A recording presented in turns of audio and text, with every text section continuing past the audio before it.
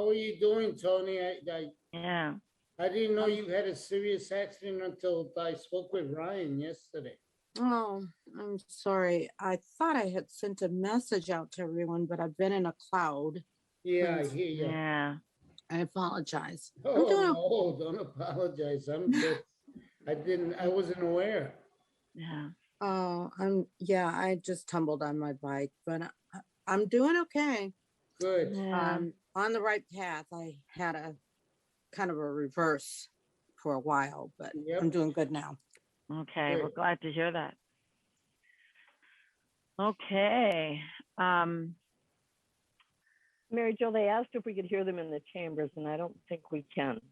Oh, thanks. Can you hear us? No, we can't. Now we can hear you now. Okay. Well, can you hear? Can the chamber hear us? No, the They chamber can't hear wanted us. to know. Commissioner, Yeah. we can hear you here. Okay. Okay. And we can hear you. There we go. Okay. Okay. Thanks, Victoria. Mm-hmm. All right. I'm sorry I can't get the background picture. Yeah. I'll try to switch over in a little bit to my computer. That's okay. We got you. You're here. So. That's Okay. all that matters. Yeah. Mhm. All right. So with that, are we ready in the chambers? I'm gonna call I'll call the meeting to order. Do you want to start the recording and then I'll call the meeting to order? Or can you hear us in the chambers? Yes, we can. Okay, great. All right. So with that, I'll call the Ramsey County Board of Commissioners meeting for September 28th to order. And I want to read the statement, since we're all virtual, that pursuant to Minnesota statutes, section 13D, the chair of the Ramsey County Board of Commissioners has determined that an in-person meeting is not practical or prudent because of the COVID-19 pandemic and the prevalence of the Delta variant. Commissioners will participate by telephone or other electronic means. In addition, it may not be feasible for commissioners, staff, or members of the public to be present at the regular meeting location due to the COVID-19 pandemic and the prevalence of the Delta variant. The meeting broadcast will be available online and linked via ramseycounty.us/board meeting. Members of the public and the media will be able to watch the public meeting live online. So thank you. And with that, I'll ask the clerk to please take the roll. Fredum, Here. Manos Castillo, Here. McDonough, Here. Ortega, Hi. Reinhardt, Here. Carter. I know Tony was here. Maybe audio? She's here. She's on mute Okay. still. So Tony, if you want to take yourself off mute, but then we could hear you. Yes, Commissioner Carter is on the call. Okay. And then right. lastly, McGuire. Here. Thank you so much for that. And with that, I'm going to ask Commissioner Matos Castillo to say the Pledge of Allegiance while we all put ourselves on mute and say it to ourselves.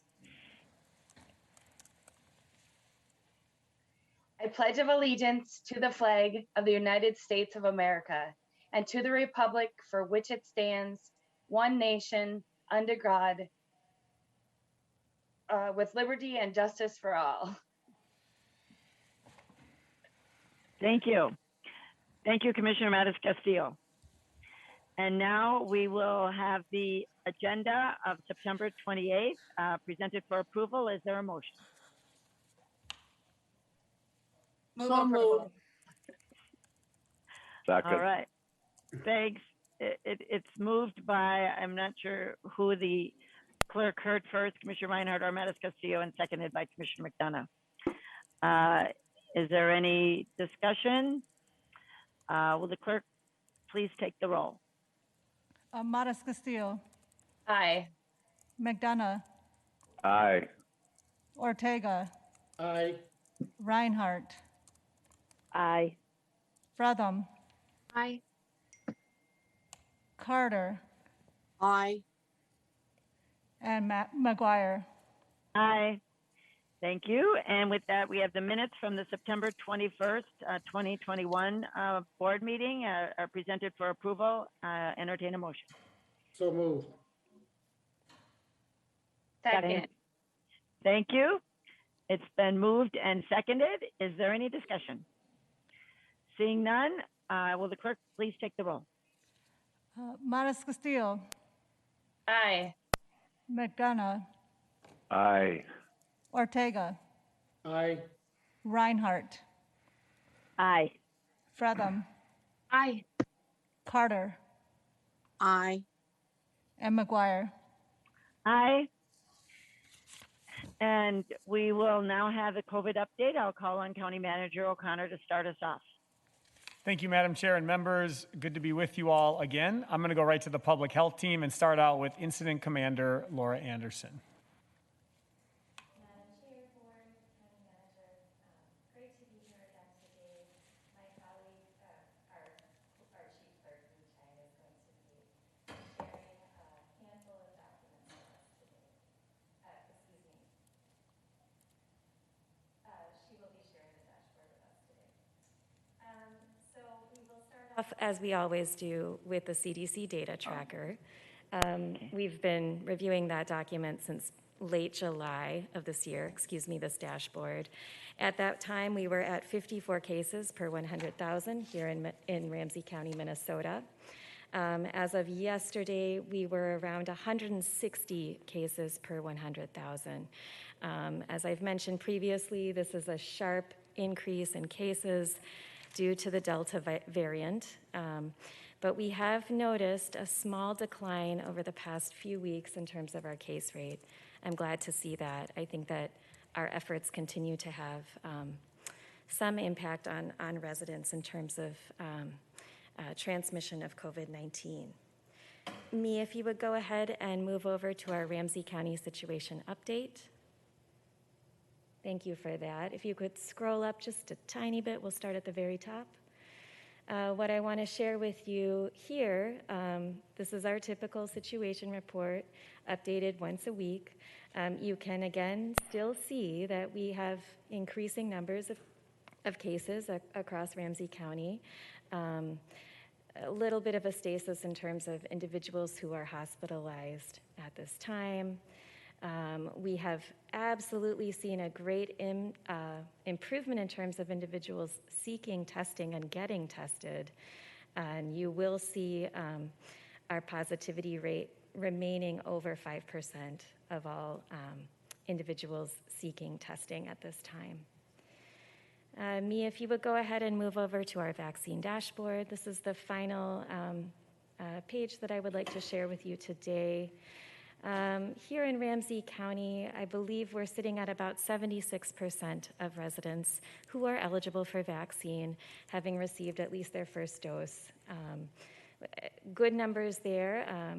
Obviously would like to see it a bit higher and looking forward to seeing our eligibility expand into pediatric populations later this fall. I do want to point out our vaccine map, which shows basically saturation levels in various zip codes.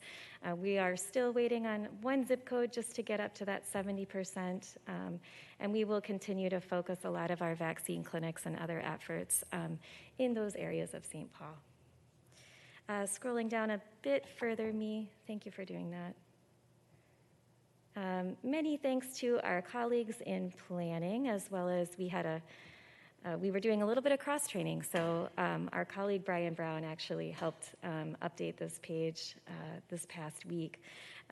Actually, if you could scroll up slightly, Mee, thank you for doing that. I just want to point out where we are in terms of our local department efforts. Over the past week, a little bit less than 200 doses were offered through 9 different clinics, either brick and mortar sites or pop-up events in coordination with our community. We intend to deliver an additional 250 doses next week. One of the exciting things to keep in mind, since we've been able to sustain those brick and mortar locations in conjunction with the City of St. Paul, we're looking forward to beginning to provide a third dose of Pfizer. We will do so for a number of audiences based on the recommendation from the CDC director as well as encouragement from our partners at the Minnesota Department of Health and Governor Walz himself.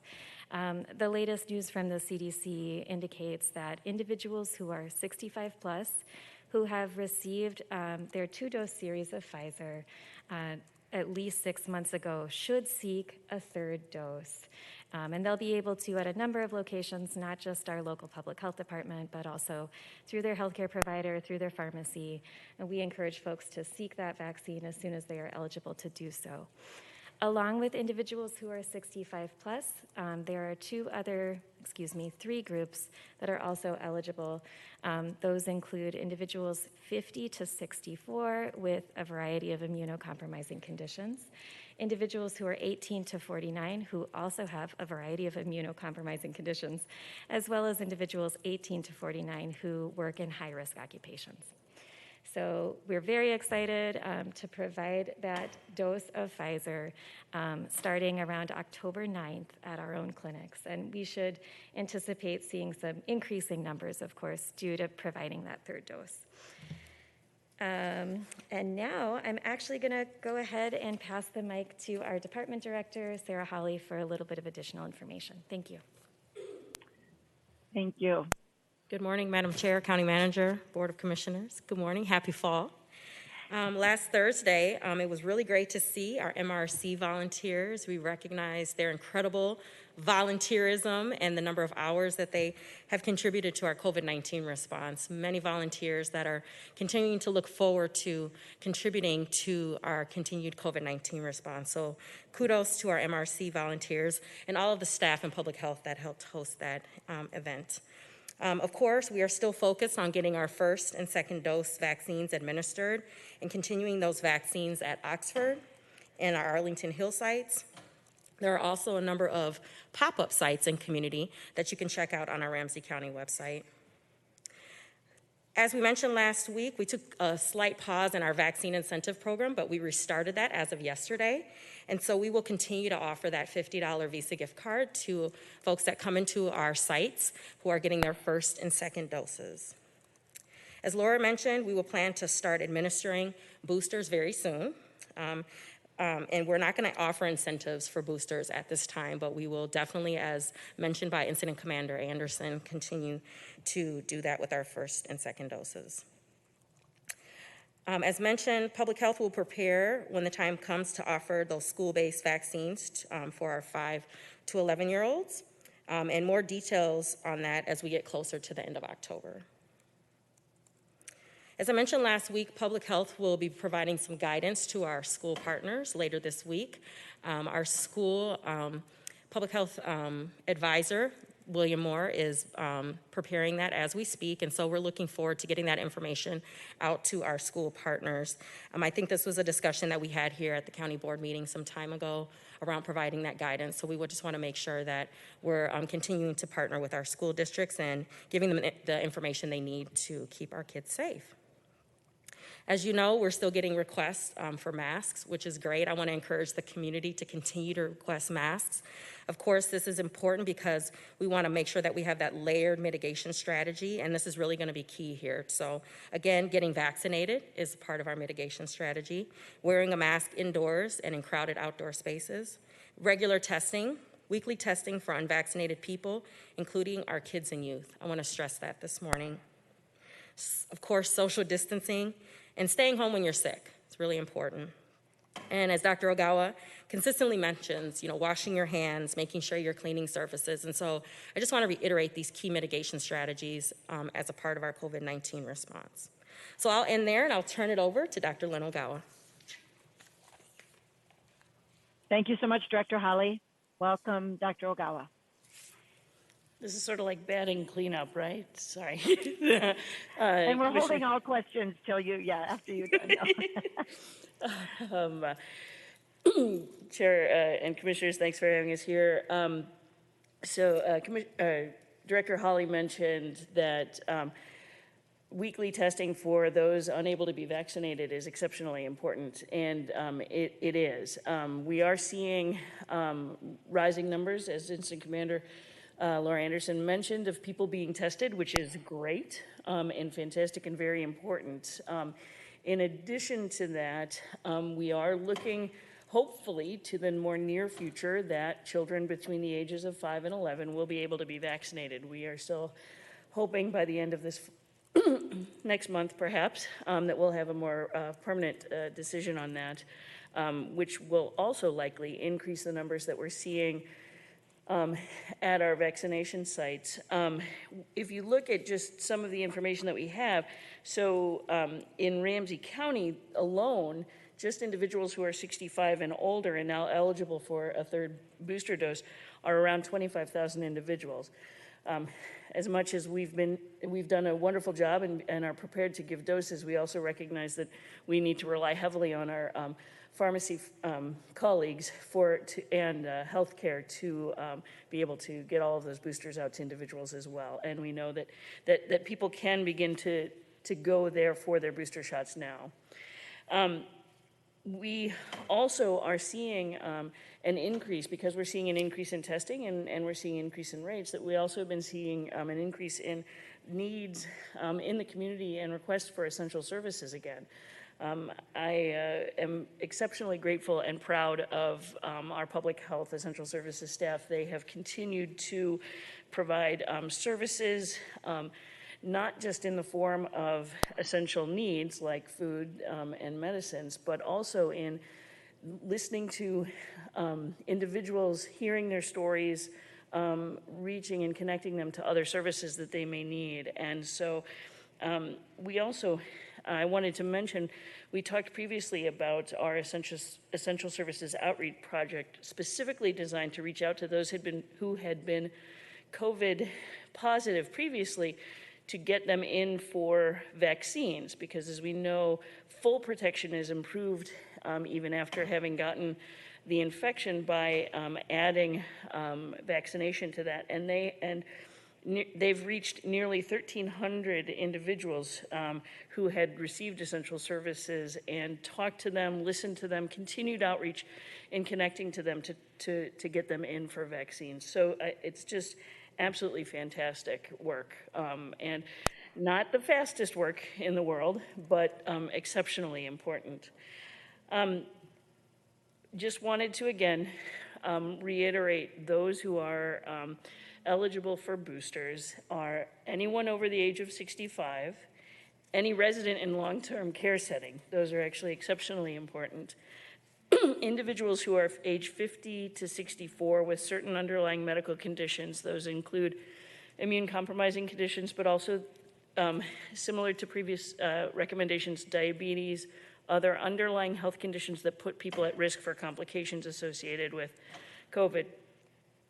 Then there's a little bit of a break by the CDC, but we're treating all individuals equally.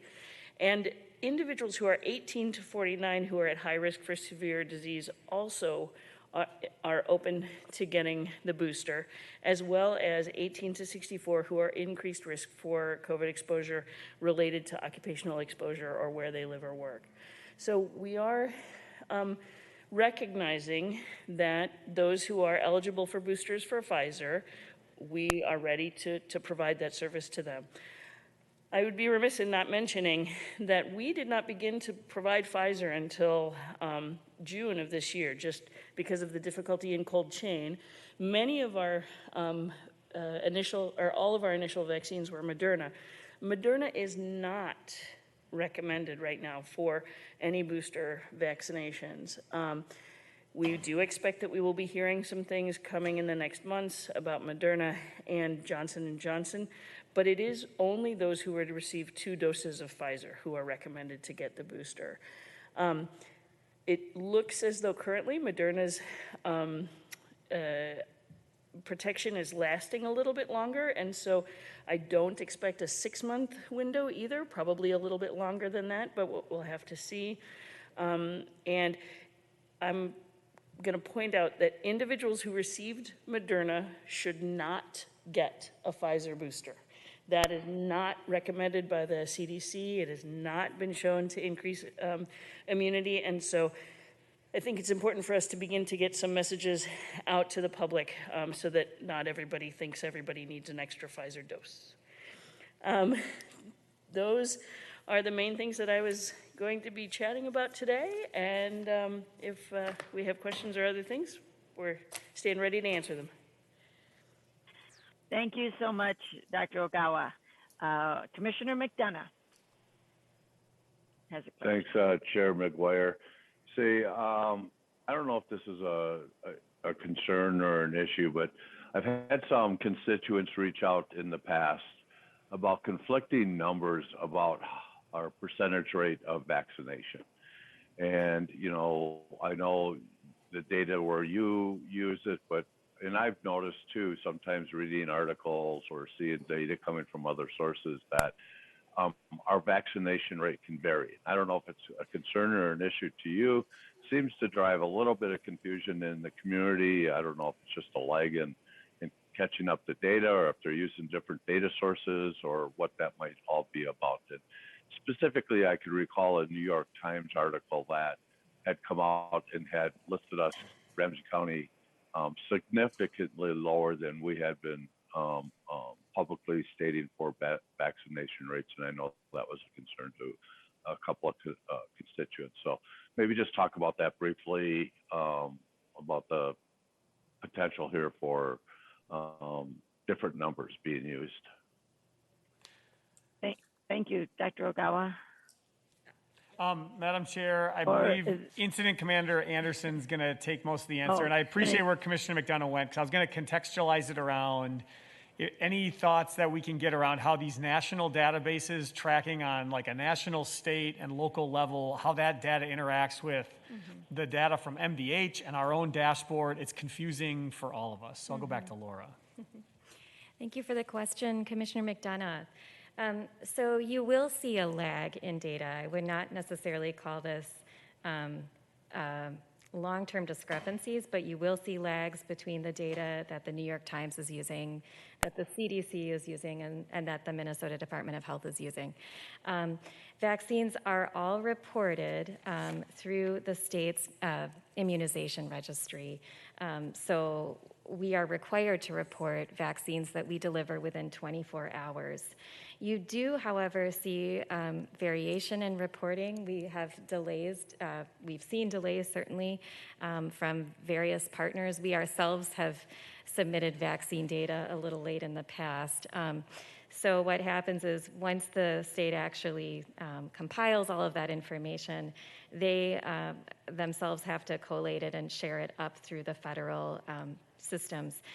It can take a bit of time, frankly, and that is quite likely why you will see occasional variation, particularly in geographies where we have smaller numbers of residents. You'll see perhaps wider variation in terms of that vaccines delivered. Thank you. Yeah, thank you for that. If I could just do one quick follow-up, just Sure. maybe for clarity.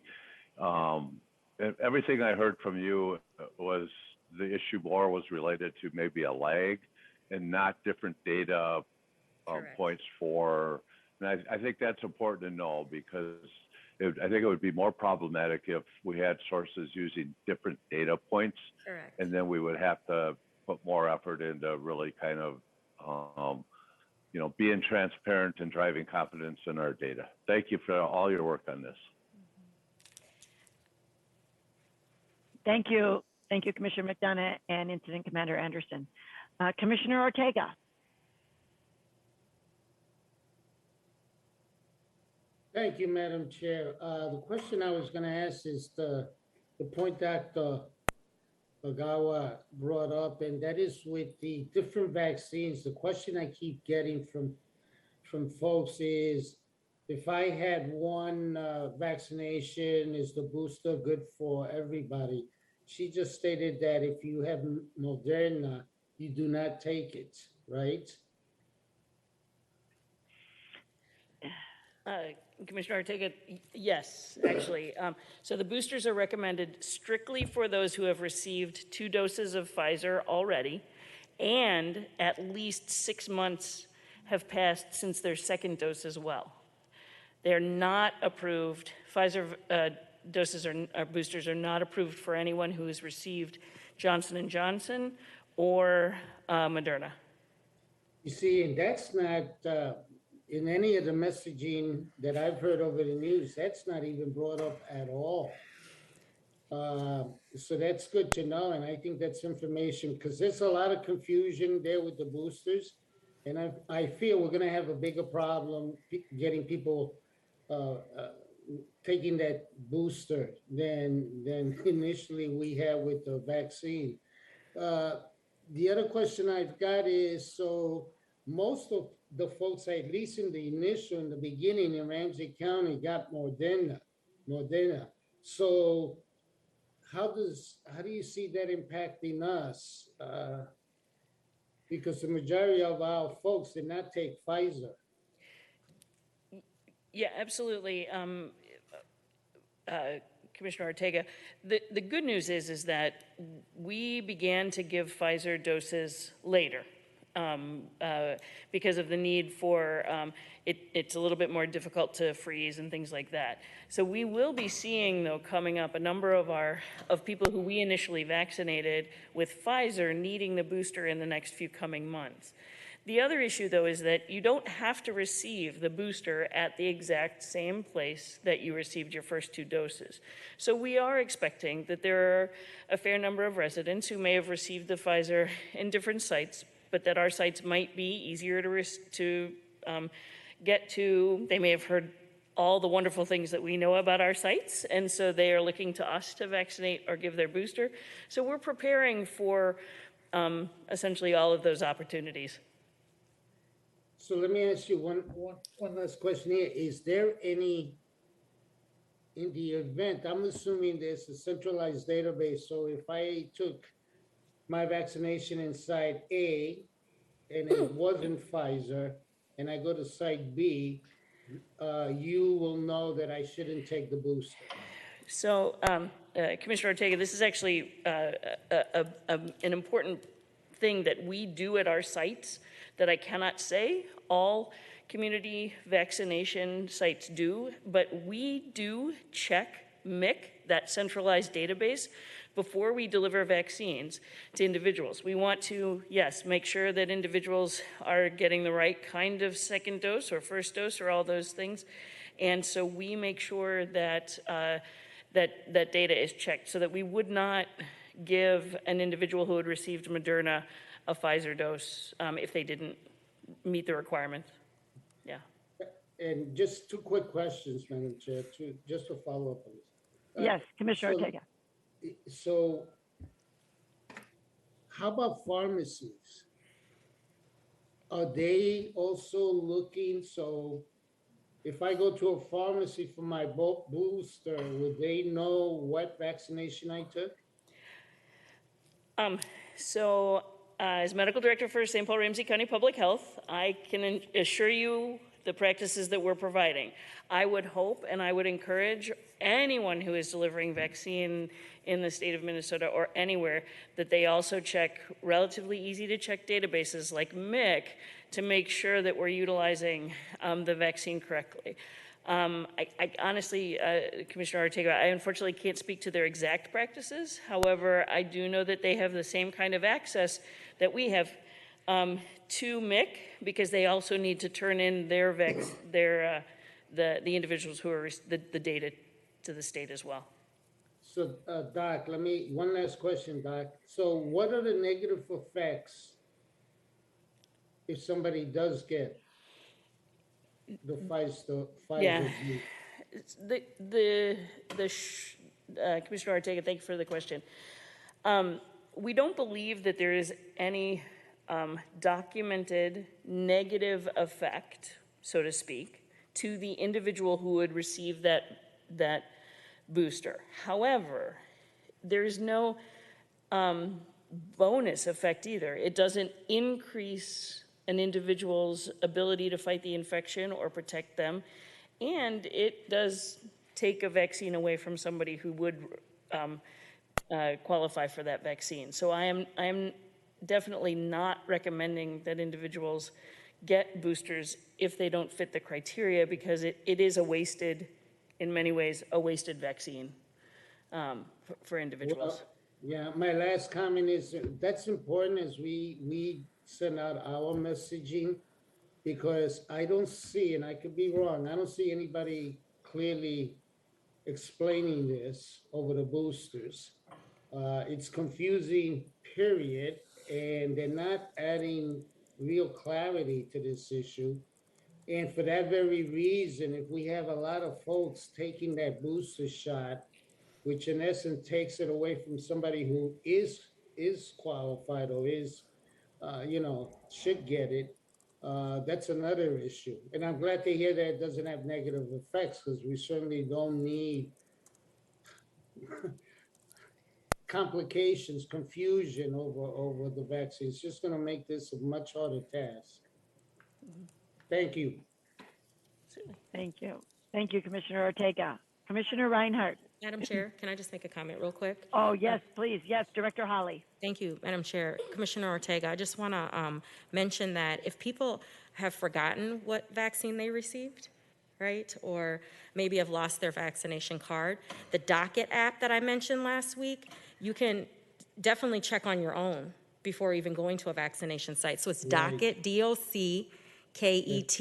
It's an app that you can download on your phone. So if you don't want to rely on as Dr. Ogawa mentioned, St. Paul Ramsey County Public Health vaccination sites will check the immunization registry for your status, right? And so making sure we have that accurate information. But you can also check on your own at that app before you arrive to a vaccination site, just in case you don't remember, did I get Moderna, did I get Pfizer, did I get J&J, right? And so I just want to encourage the general public and everyone to download that app, or you can most definitely call the Minnesota Department of Health to get that information. Thank you, Sarah. That's You're welcome. really important. Thank you so much, Director Holly. Thank you, Commissioner Ortega. Commissioner Reinhardt. Yes, and actually I was going to comment on that because I did download, whatever it is, the Docket app, and it works beautifully. And it pulled everything right up, and it gave you the dates and the type. And I had my shots done through, I assume it was, in fact, I know it was the Department of Health out at the Mall of America.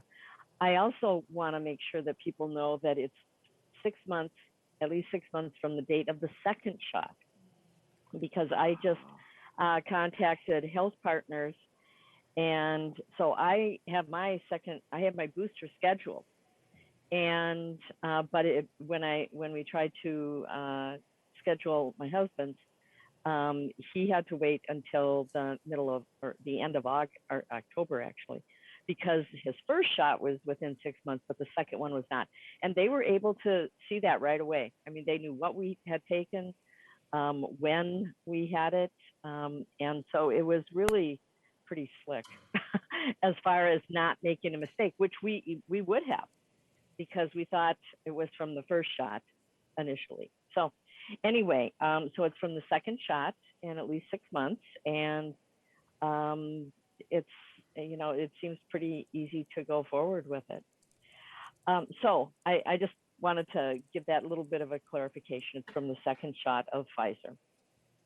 And I would definitely recommend the Docket app. It was really kind of fun because I saw, other immunizations are on there as well. I was like, oh, I need to get this one, anyhow.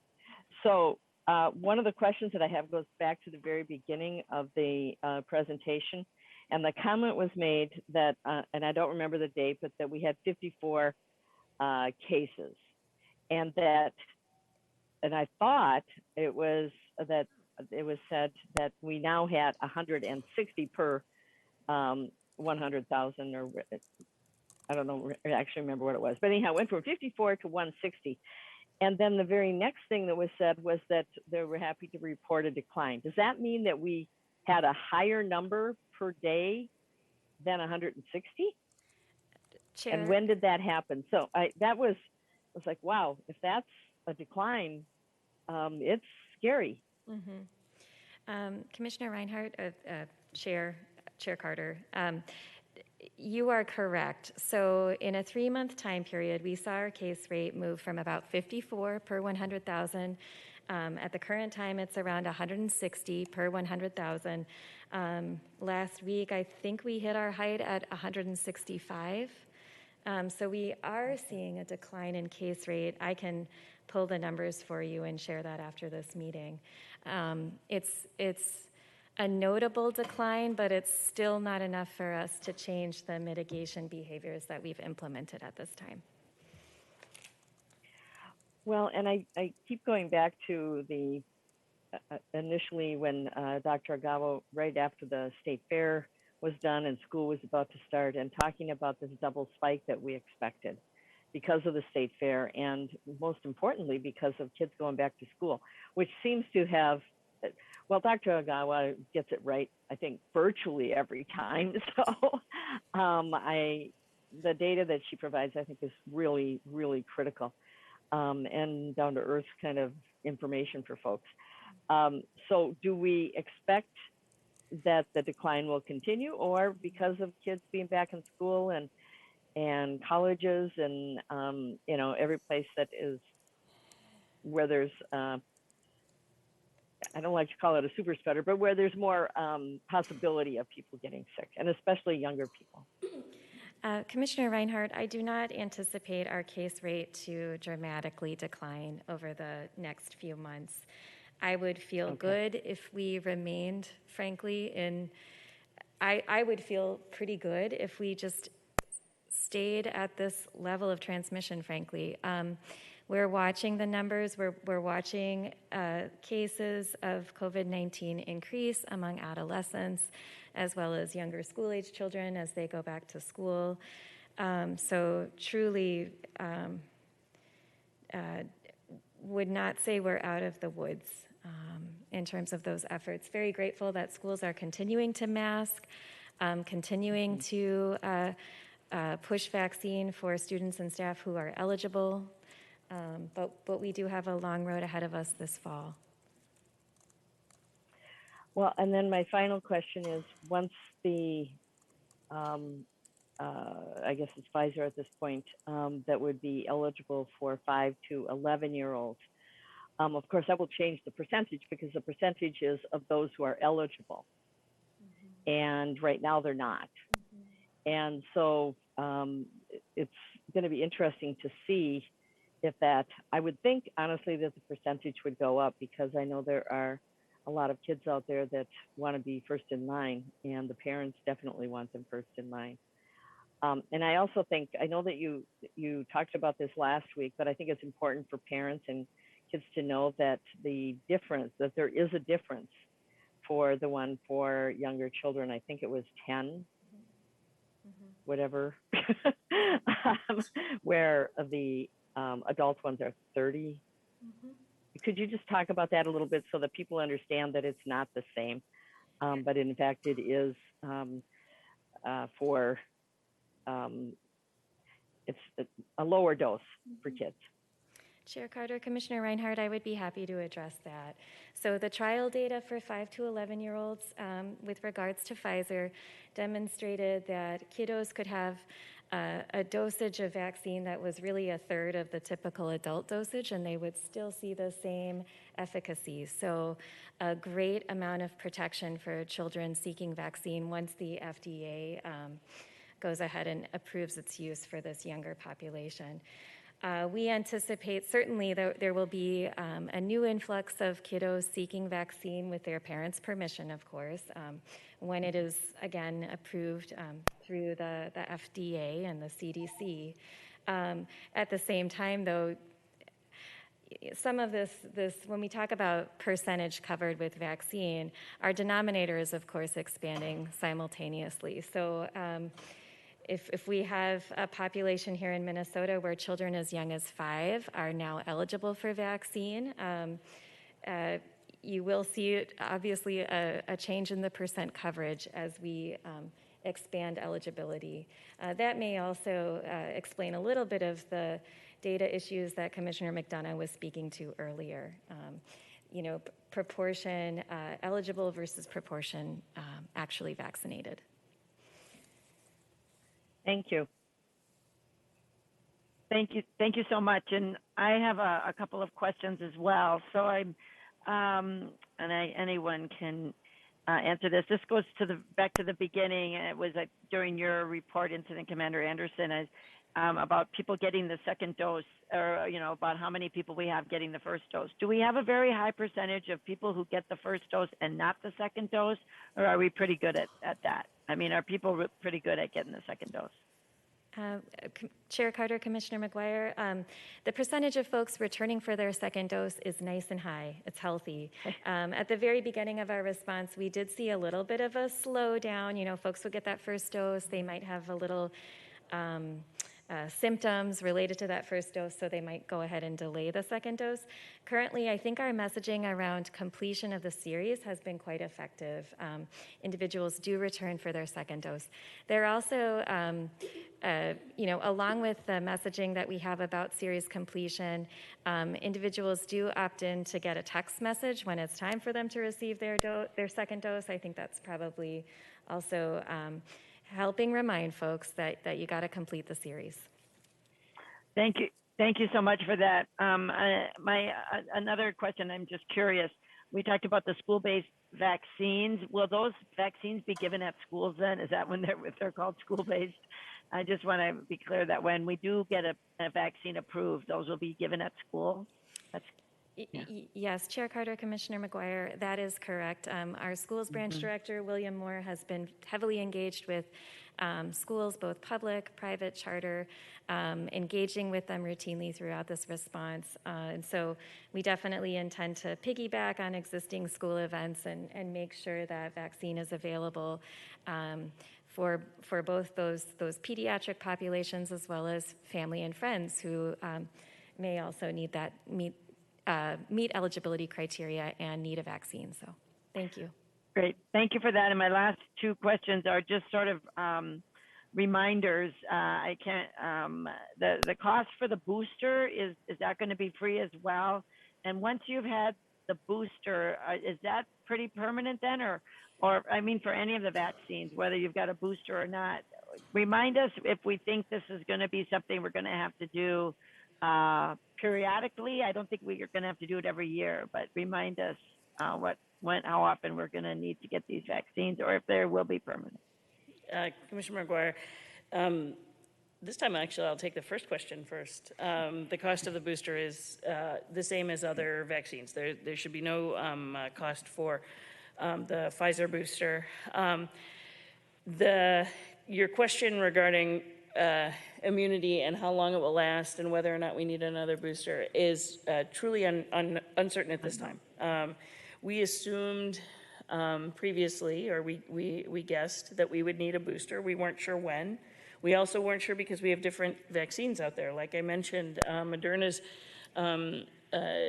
longevity seems to be lasting a little bit longer than Pfizer's, and so each vaccine may be a little bit different. Historically, with flu, we would change each year because the virus would mutate seemingly quicker than COVID has. We know COVID is mutating though, and so and we know that the more transmission that occurs worldwide and locally, the higher risk we have for mutations. So I was joking earlier, but my crystal ball is in the shop, and I'm not going to make a full guess at this point. I do recognize we likely will need boosters potentially again. Whether it's a true booster or an actual change in the vaccine that addresses genetic variation is also on the horizon and waiting to be seen. Yeah. Thank you. Thank you so much for that reminder, and thank you for all of your work. You and Incident Commander Anderson and Director Holly. Thanks everyone and all the staff for all the work in working with our community on this. So thank you so much, and we really do appreciate it. And so with that, I see hands clapping for your work, but I don't see any other hands raised. So with that, I'll go back to County Manager O'Connor. Did you have any final remarks, or should we move on to our administrative agenda? Madam Chair and Commissioners, I'll just say we continue to have a team meeting every other day on implementation of vaccine and testing plans and continued work to return in phased approaches toward our offices when the CDC risk levels come down. More to come in the weeks ahead, but want to just keep that topic front and center of mind. Thank you so much, County Manager. Appreciate it. All right, and so with that, we will move on to the administrative items on our agenda, and Commissioner Mattis Castillo has the administrative agenda. Great. Thank you, Madam Chair. We have just 2 items today on our administrative agenda. First is the 2021 grant award from the Minnesota Department of Veterans Affairs for the County Veteran Service Operational Enhancement Grant. And the second is the heating and ventilation and air conditioning system replacement for Ramsey County 800 megahertz radio tower and primary and secondary emergency communications data center. Thank you. It's been second. It's been moved and seconded. Is there any discussion? Seeing none, will the clerk please take the roll? Mattis Castillo, Aye. McDonough, Aye. Ortega, Aye. Reinhardt, Aye. Fretham, Aye. Carter, Aye. and McGuire. Aye. Motion carries. Thank you all. We're now moving on to our ordinance procedures. Item number 5, the proposed Enterprise and Administrative Services Department ordinance. This is to waive the first reading. Do we have any discussion on this? Do you want to say anything about this, County Manager, or do we just waive the first reading and vote on that? Thank you, Madam Chair. We do have staff on if there are specific questions. What I would say on a broad level is we've been going through our administrative code and want to make sure that we do all housekeeping to align our organizational structure with what is read and required. And as we do that work and look at how to continue to leverage service teams, this is the first of a series of administrative ordinances you'll probably see over the next 6 months. From a substantive service delivery perspective, I think in this particular ordinance, of creating the Enterprise and Administrative Services Department, it aligns work within the service team in a way to best serve residents under the Navigator model and the work moving forward. And as mentioned, Director Katrina Mosser is with us if you have additional questions. Thank you, Madam Chair. Thank you, County Manager O'Connor, and thank you, Director Mosser, for being here. This is indeed really good work and should hopefully just make the work you're doing easier and better for our residents. So are there any questions? Any discussion? There being... Madam Chair, I would Yes. move approval of the waiving of the first reading. Thank you. Second. Thank you, Commissioner Reinhardt and Commissioner Mattis Castillo. With that, if there's no further discussion, the clerk will take the roll. Mattis Castillo, Aye. McDonough, Aye. Ortega, Aye. Reinhardt, Aye. Fretham, Aye. Carter, Aye. and McGuire. Aye. Motion carries. Thank you. And the ordinance is the waiving of the ordinance of the first reading is passed. Item number 6, a proposed Enterprise and Administrative Services Department ordinance to set the public hearing date. This sets the date for October 19th at 9 a.m. or as soon as possible thereafter. Is there a motion? Move approval. Thank you. Second. It's been moved and seconded. Is there any discussion or would anyone like to make any comments on this? There seeing none, will the clerk please take the roll? Mattis Castillo, Aye. McDonough, Aye. Ortega, Aye. Reinhardt, Aye. Fretham, Aye. Carter, Aye. and McGuire. Aye. Thank you so much. Motion carries. And the item 6 is passed. All right, we move on now to County Connections with County Manager O'Connor. Thank you, Madam Chair. I wanted to give a brief update, and then on this particular topic, I'll ask that our directors, Becker and Curry, can send around a memo. It's all good news about the Diversionary Work Program, which by background is a 4-month program that helps Minnesota parents find jobs. The goal is to help parents quickly find work so they do not need assistance from the Minnesota Family Investment Program, also known as MFIP. And during the state's COVID-19 peacetime emergency, the Department of Human Services exercised emergency authority that flexed requirements that essential programs and services could continue to safely continue and remain available and accessible. And during that time, during the emergency, the Diversionary Work Program was placed on hold. Since the peacetime emergency is now ended, the program is coming back.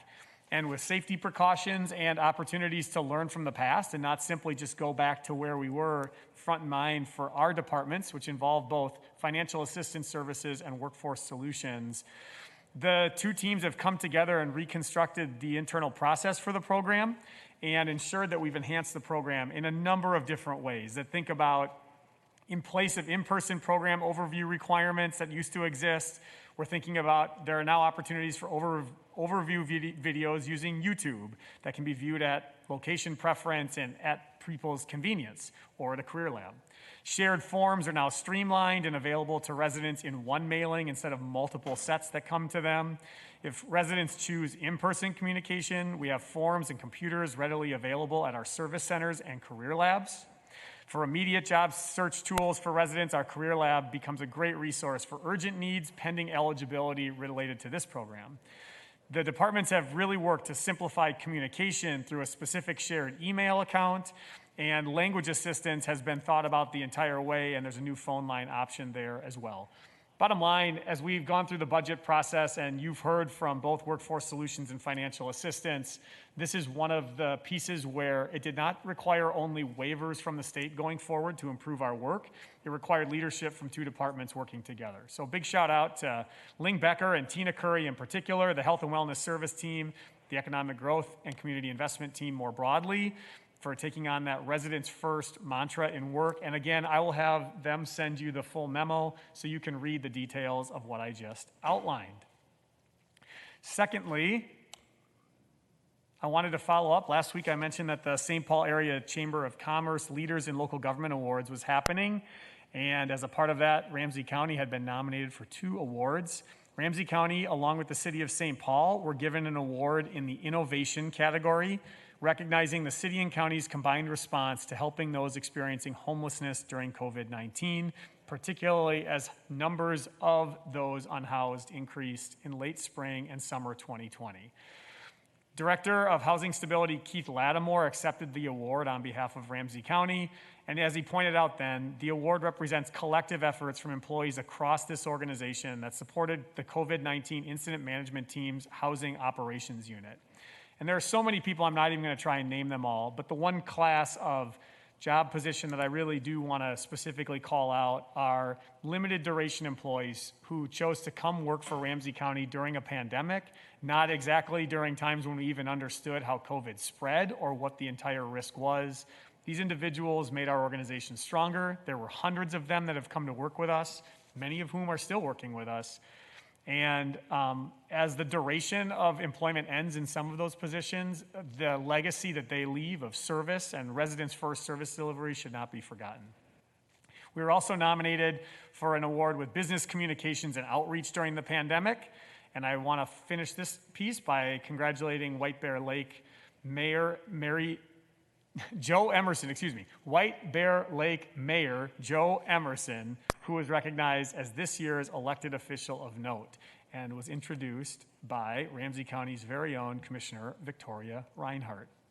Finally, I'll close this section just by acknowledging a former colleague in Ramsey County, and I'm sure other commissioners who spent time working directly with Patrick O'Connor will have more to say, but an obituary ran this past weekend in the Star Tribune honoring the life of Patrick O'Connor, former interim county manager here in Ramsey County, as well as the auditor treasurer. Before that, he spent time in Hennepin County and with Minneapolis as well. And I know from outreach received over the weekend, he was a friend and mentor and supporter to many. And he is one of the people who have helped to move this organization forward in service of our community. And our thoughts are with Mr. O'Connor's family and thinking about the legacy that he left in service to this organization and community. That's all I have, Madam Chair. Thank you very much. Thank you so much. Thank you so much, County Manager O'Connor, and congratulations to all of the award winners. That is indeed great work that our staff is doing. So thanks to everyone who had a part in all of that, and congratulations again. Okay, and with that, we will do our outside board and committee reports, and we'll start with Commissioner Manis Castillo. Is that okay if we start with you? Are you ready for it? Okay. I'm And ready. then we'll go in alphabetical order from there. Thank you, Madam Chair. I have a couple exciting things to share. The first is the launch of the Lily Pad Gardens, which is on Dale Street and about Minnehaha, which is a community garden in partnership with Frogtown Green and Safe City Project and the Cash Money Riders Social Motorcycle Club that have created a community garden that's really focused on a gathering place for community to learn about sustainability in the face of climate change. And so they launched officially this week. The garden is in full bloom and at harvest time. The Cash Money Riders are partners in doing food distribution each week.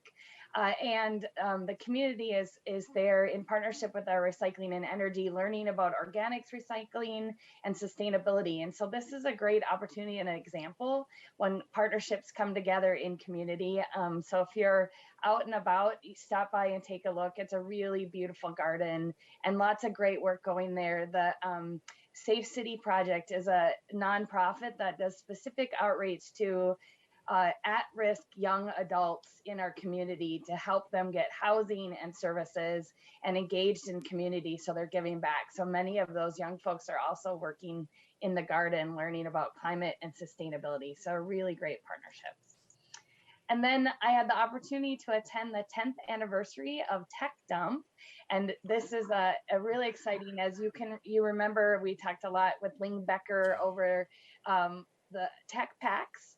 And that they were our partner there, a really important partner throughout COVID with Tech Packs.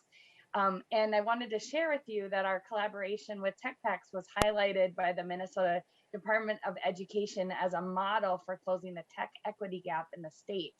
And just last week, we found out that Tech Pack project has been named a finalist in the Techne Awards hosted by the Minnesota Tech in the category of social good. And so that's really exciting. And we want to congratulate Ling Becker and the folks at Tech Dump who have led that partnership. They now have a retail space open. They opened last Friday for the general public. So you can go in and purchase a laptop or a desktop that's been refurbished. And Tech Dump works with people who are coming out of incarceration to learn job skills and then do that. And I will tell you, I was lucky enough to be the first customer. I bought a new laptop for my husband because his died, and it just so happened I was in the right place at the right time, and they're very reasonable and great prices, and they have a 2-year warranty. So I would highly recommend, if you're in the market, to check out Tech Dump, which is just off Transfer in the Midway area.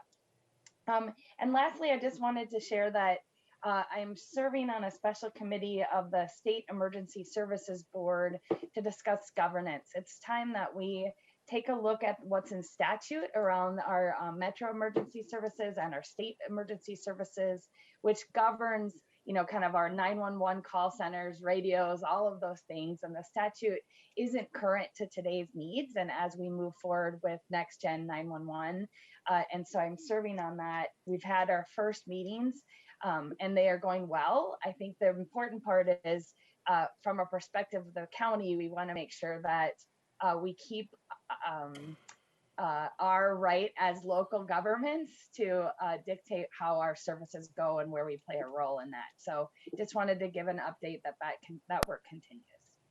And with that, I am finished, Madam Chair.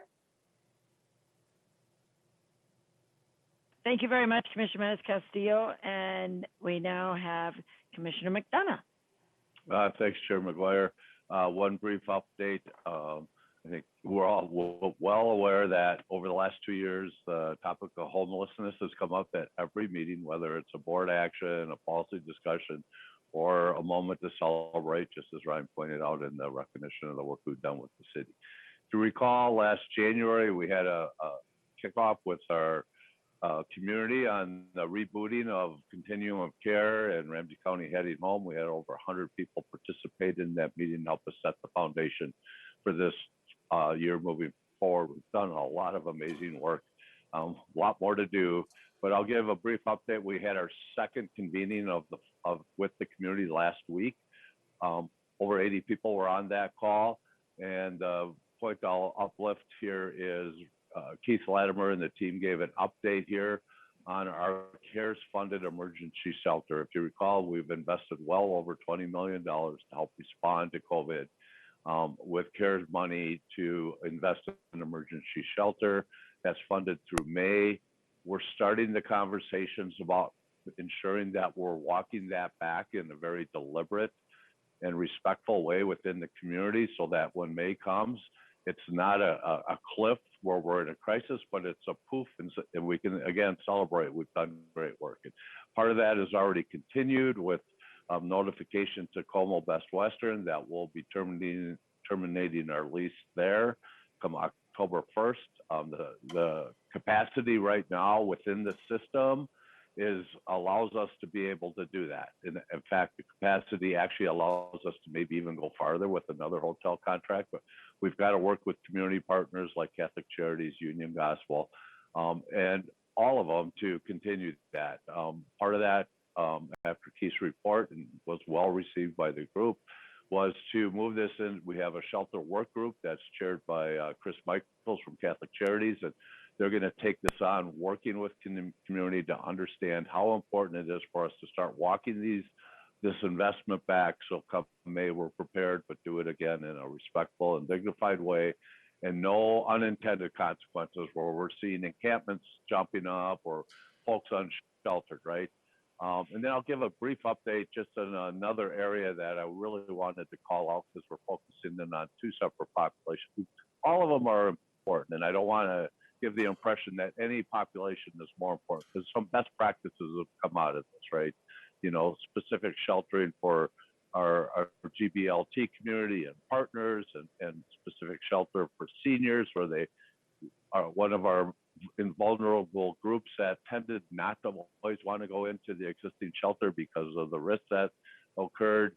And then in the family area, where we utilize church basements as a backup to our family service center run by Interfaith. You know, part of that COVID CARES investment was Provincial House on the campus of St. Kate. I think all of us have had a chance to tour that. They're doing great work. But I've been using this as an example on why not only to celebrate the fact that we can start walking back these contracts and the investment to prepare, but to really tie and integrate the work we're doing in HRA with our levy, the work we're doing with our ARPA funds and dedicating it to affordable housing. And in the families area, our family service center used to be a 30-day stay for most folks, and we could get them into some type of stable housing along the continuum. There was a point in time pre-COVID where we had to jump that up to 60 days because it was just harder and harder to get families into housing, partly because of the lack of affordable housing at the 30% AMI. And then that creates a bottleneck then, right? So it's pushing more people into the church program, into hotels. And, you know, we're seeing that right now. We're at Provincial House. Those numbers are pretty high for our families. So making that connection, I talk about, you know, we're going to make a potential here of $37 million in ARPA funds to try to get upstream focused on that 30% AMI. And with the implementation of the HRA levy, we're bringing another $11 million a year in. Again, you know, mostly focused in on that 30% AMI to help provide that that access so we can start moving families and individuals into stable housing. With that, we're going to invest close to $80 million in the next 4 years in affordable housing, mostly at the 30% AMI. As we're successful with that investment, working with partners in the community, the goal here would be to move families quicker through the family service center. So hopefully we can actually get back to a 30-day window where we can stabilize, which then allows for that bottleneck to free up. So folks utilizing the inner or provincial house or our hotel people can actually move into a facility that we've invested and is run by Catholic Charities. So they're separate, but they're integrated, and the impacts that we'll see with these investments we're making will hopefully have a long-term effect on our homeless population to bring stability to that. So probably a little bit more longer than I teed up when I said brief, which is not unusual. That's always a red flag. I'm going to be brief, right? That's a red flag, but it's important stuff for us to all hear together here and recognize the work with, Keith's leadership within the team, Carrie's leadership in HRA, Brian and the policy team, and helping us move forward. But, coming to this board and policy decisions and things for us to be able to get out in front of, but also respond to crises in the moment. Thank you. Wonderful. No, thank you so much, Commissioner McDonough, for giving us that. It was brief as far as all the work that's going on. I mean, that is, there's a lot of things happening, and just thank you for that synopsis of what's going on, but it is a lot. So we appreciate everything that's being done. Okay, I'm going to wait till the end on mine, so I don't have to do a do-over. I can wait until the end, so I've thought of everything. But Commissioner Ortega, you'll be next. Thank you, Madam Chair, and I promise I am going to make a brief report.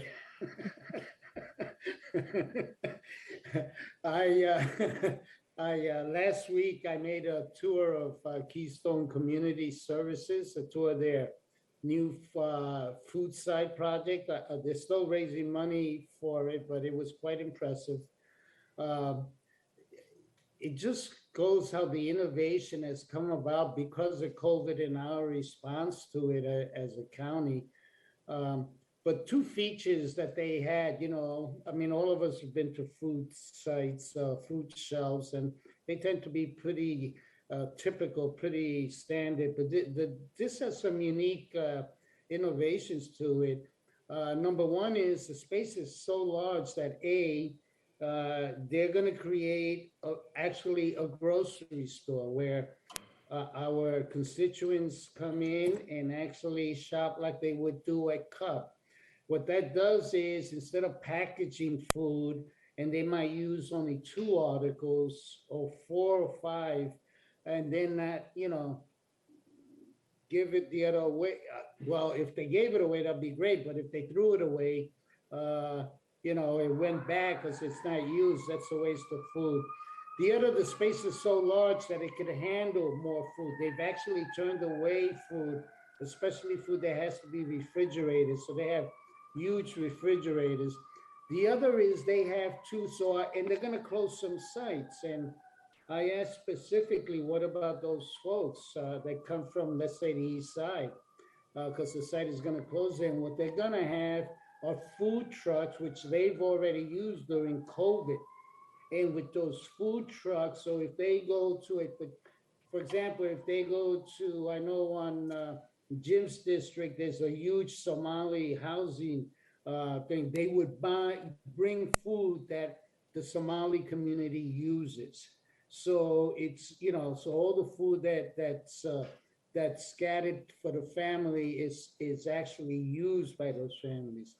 So I thought it was quite creative, but I think it's also an offshoot of the work this board has done in terms of how do we do things differently and become more innovative. And we'll see how that affects what impact that has in terms of bringing more food to the communities, food that they want and they will use. Thank you, Madam Chair. Thank you so much, Commissioner Ortega. That is also great work. Thank you. Commissioner Reinhardt. Thank you. Well, I had a couple of things here, and I will report on those, but I've been mostly thinking about what everybody else has been saying. And Jim, you did a fantastic job of overviewing what we're doing, because really what it comes down to is we were so focused on crisis management before, and now are making that transition to housing stability. And it is an exciting time. And we actually heard that when we had our first public hearing on the budget. It was all very positive about the movement that we're making there. So thank you for that. Trista talked about Tech Dump. And I have used Tech Dump quite often, usually for dropping things off. And I just want people to know that when they are refurbished, any information that is on those refurbished ones is wiped. So they are very good about making sure that you get a quality product. It's also interesting because I was there recently and I actually had a monitor that was perfectly fine. I just simply didn't need it anymore because of the laptop that I had gotten. And so I told them that, and they set it to a different side, and I wasn't charged for it either, because it's going to be, just straight up reused.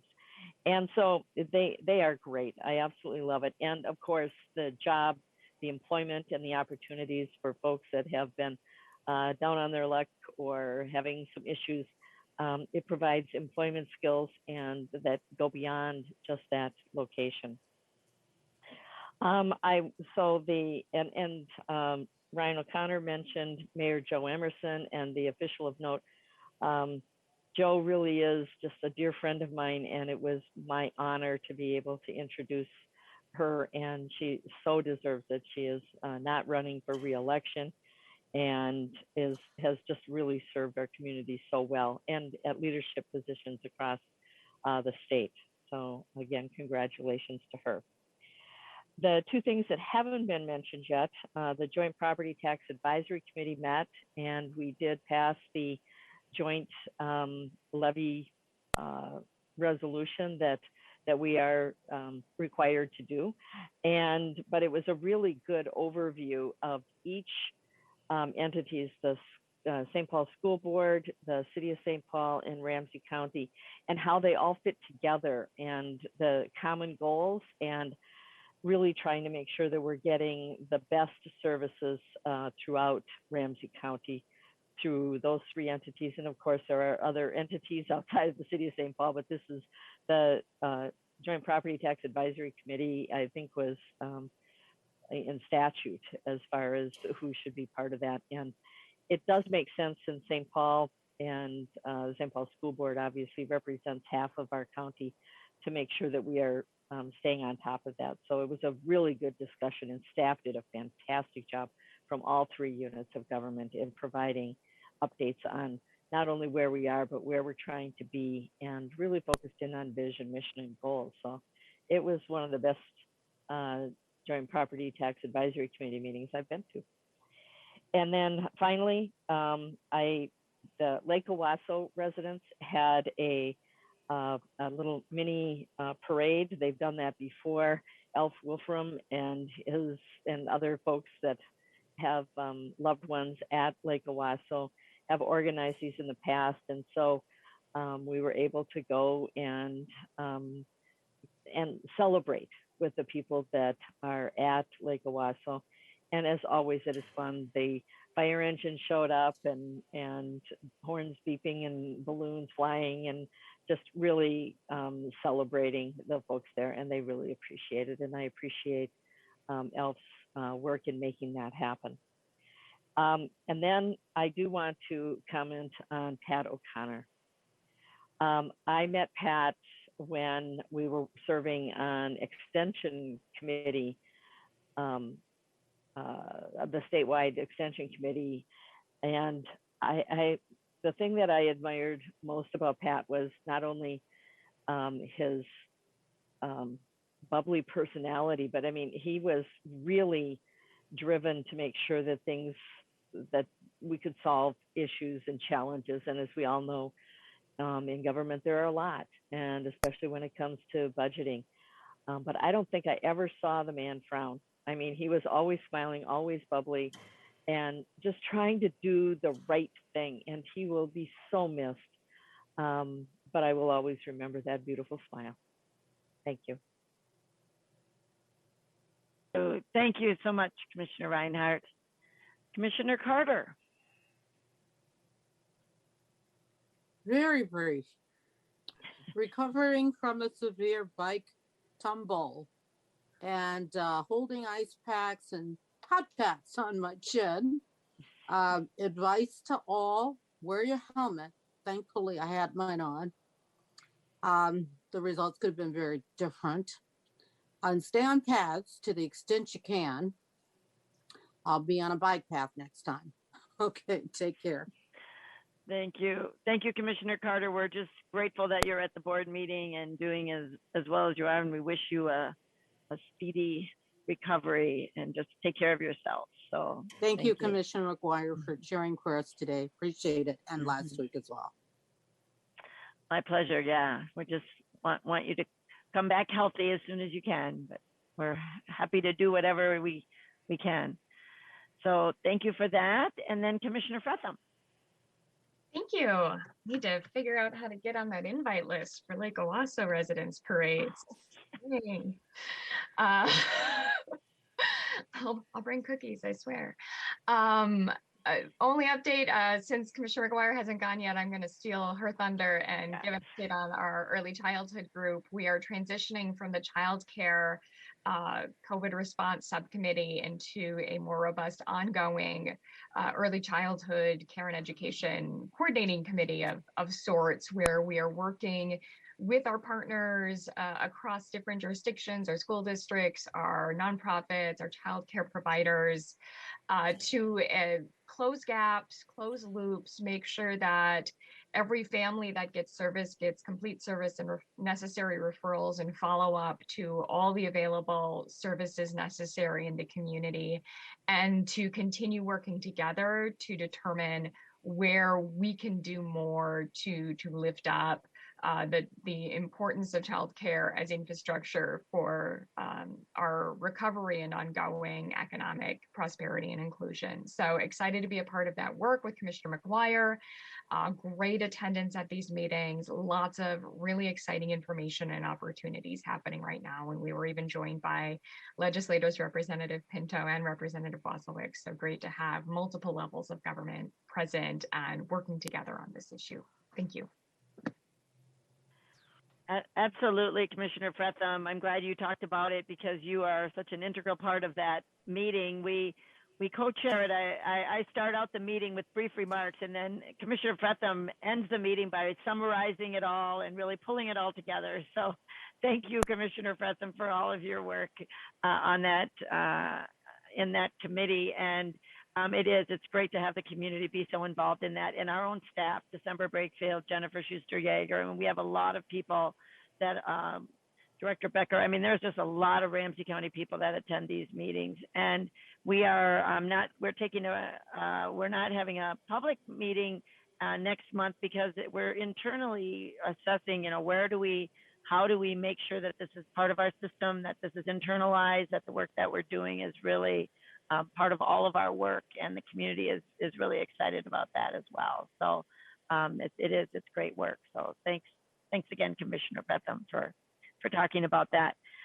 Then I will continue on. There were a couple of quarterly meetings that I chair. The Suburban Ramsey Family Collaborative, our Joint Powers Board, met, and we're doing great equity work, and we had a great presentation on that. And I just want to thank members of Ramsey County that attend that, Director Becker, Deputy County Manager Hadeen. I mean, we have a lot of people that really are involved in our collaborative work, and the work that we're doing moving forward in, as I said, equity and really involving the community. We've got a community advisory group now that's meeting, and it's just incredible.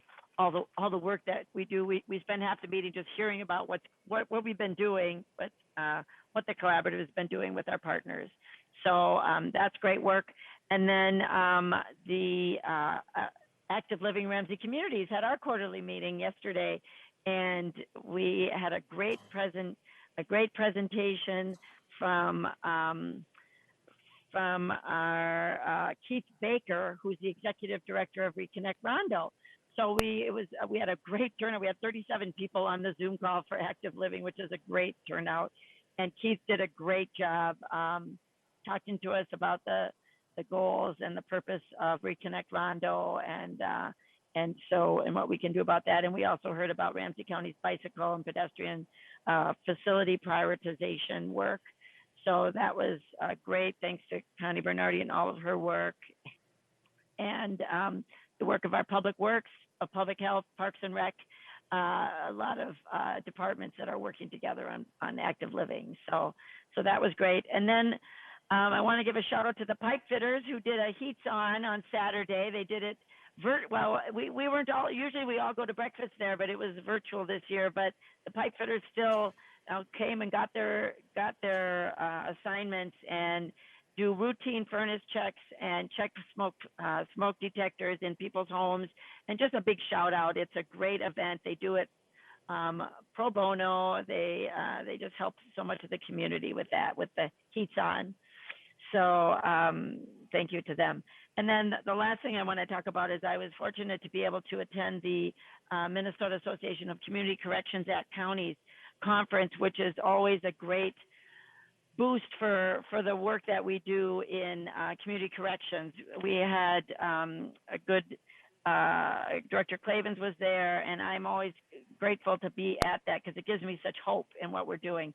I'll just say that we had sessions on We Are All Criminals, which we've heard of from race equity. A lot of the theme was We Are All One, and there were a lot of sessions on race equity and human trafficking, probation and health. And I want to give a special shout out to one of our own. It's Jason Marinus.